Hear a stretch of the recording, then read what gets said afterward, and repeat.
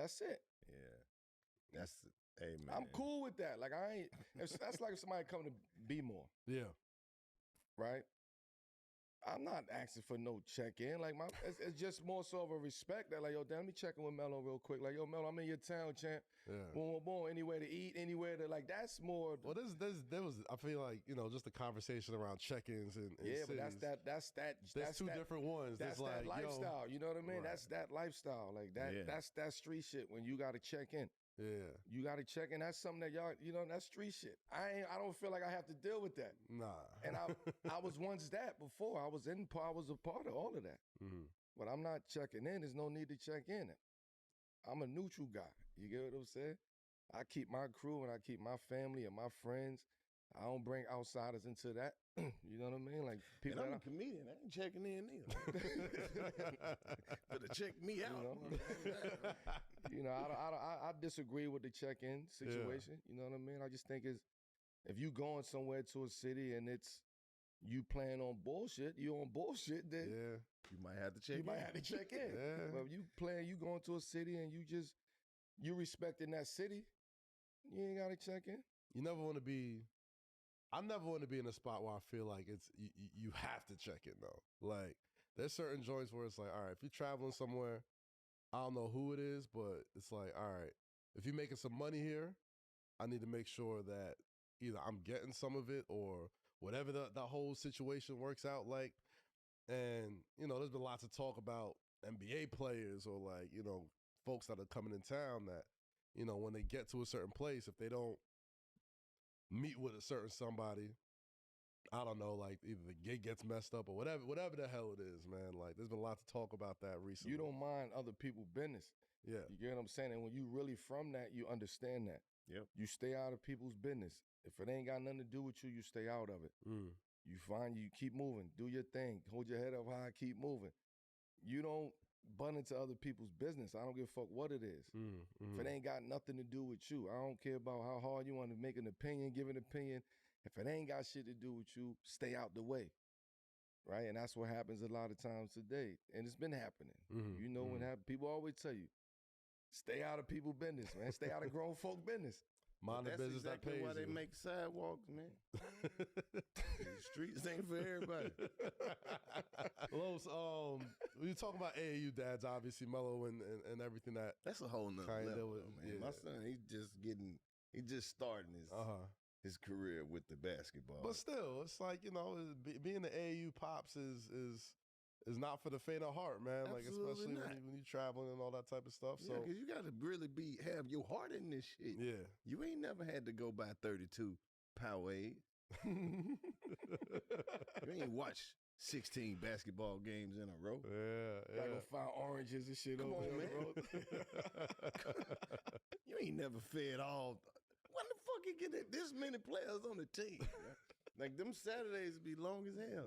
Yeah, man. But my son, man, he out there, he doing his thing. I'll be proud of him. You see, I post every clip. You see it. Man. He doing his thing. He doing it. Oh, there you go right there. There it is. Oh, hey. Yeah, give him some. Hey, he ain't messing around. Give him some. Give him some. Hey, you feel me? You say you about to be like T. Morant and LeVar Ball, man. I am. He gonna get us out the hood.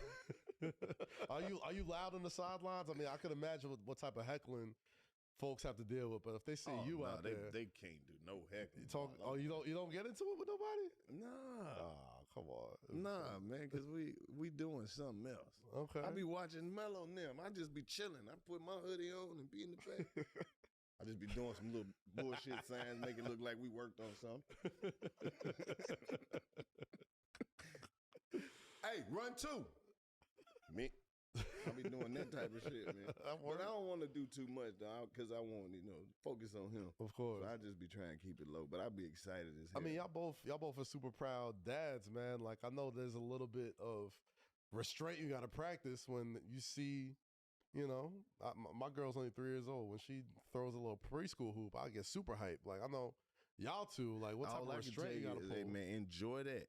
Yeah. Because it's like one day, they just go to bed and they just walk out and be big ass people. Yeah. Like they your babies when they go to bed, and then they just turn into big ass people. It's just like one day you look at them and they ain't kids no more. They big as hell.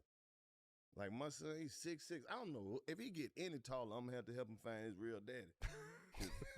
I was about to ask when he dunked that. I was like, damn, I was thinking probably point guard or something like that. He's big, athletic 6'6" right there. Shoot. I remember he was my little boy, and then he started looking down on me like, "What's up?" Now he taller than me. He be like, "What's up, little Bill?"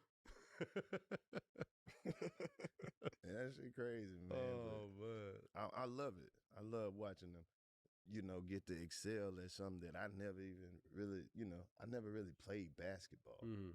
So to see him have his own skill set and really put his own work in, I'll be having him work with people and stuff like that because it's like now he at a level that's like, okay, you might be really ready to go play on another level with this shit. I want to make sure that I use all my resources and everybody that I know to try to, groom the talent. Right.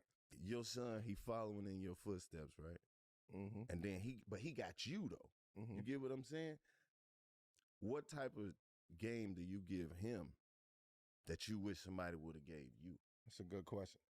For me, I tell him, you have something that I never had, which is somebody who's been through it already at every level of what you're trying to accomplish. So utilize me. You know what I mean? Don't shy away from me because everybody else wants you to do your own thing and carve your own path out.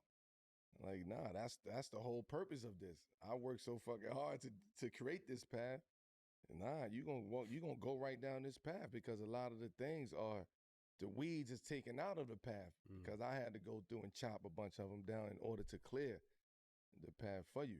So you utilize me as much as possible. Right. You know what I mean? And that means, because a lot of times our own kids be afraid to ask us questions. They don't, you know what I mean? They kids too at the end of the day. Yeah. They still shy. You know what I mean? They go through emotions. They still trying to figure themselves out. So don't be afraid to talk to me and utilize me. Ask me whatever question you want to ask me. In that same instance though, like talking about kids getting their own identity, push back. Like, has there ever been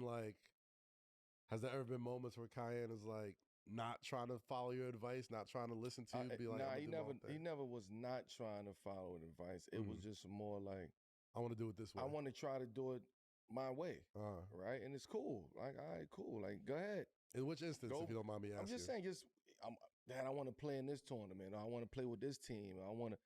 Cool, go ahead. Like, go see it. I wanted him to experience with different coaches early on, and like, that's the proper development that you got to go through. Coaches not playing you. Coaches ain't thinking you good enough. You got to fight. Like, that's development. You know what I mean? That's what we go through. That's boyhood. That's growth.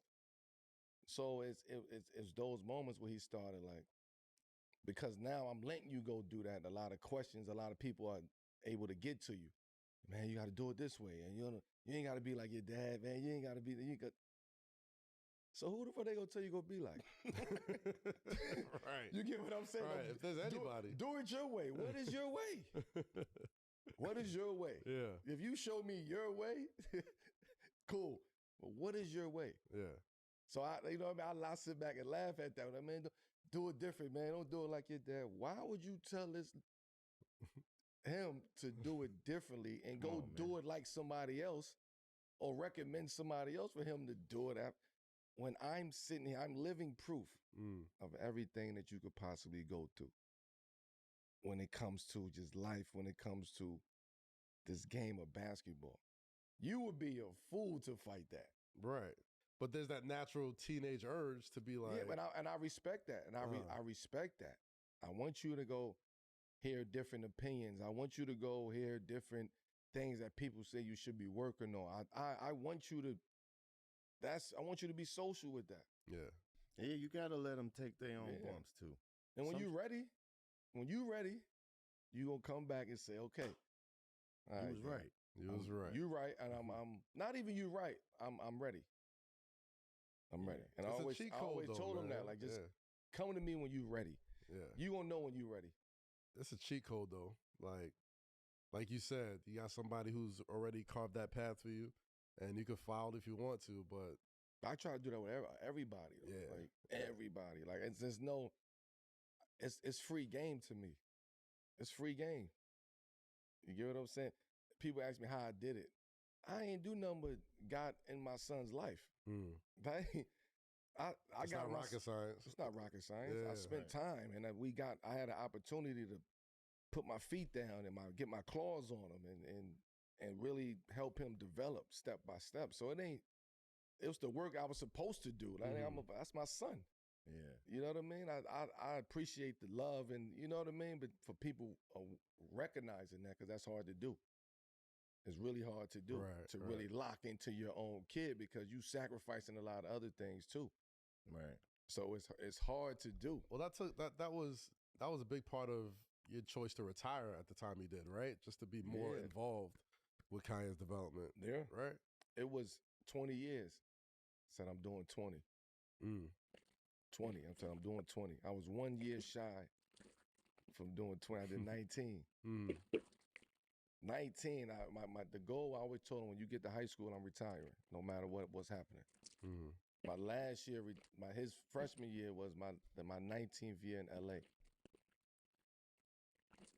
And he was like, "Go ahead. Like, nah, I want you to go play your last year. Like, go play with your bro. Go ahead. Y'all ain't gonna never get a chance to do this again." Yeah. He said that to me, so I'm like, all right, cool. I'm gonna go do. It would have been 18. Right. So people like, for me, I'm like, damn, I wanted to do 20. 20 sound different than 19, but then when I reflect back on it, it's like the 20th year that everybody wanted me to have for a quote unquote farewell tour. That was a COVID year, right?